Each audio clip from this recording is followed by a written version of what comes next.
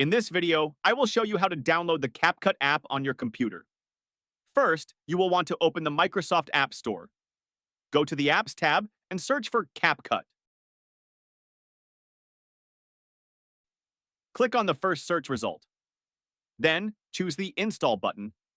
Wait for the installation to complete.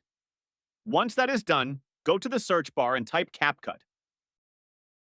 You can also choose to pin it to Start or your menu for easy access.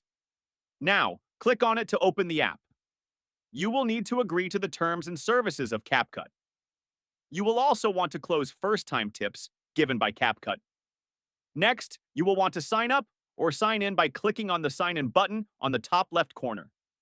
In this example, I will use Google to sign in as it is a very quick process. Once that is done, you can start uploading media files and begin using CapCut. Thanks for watching.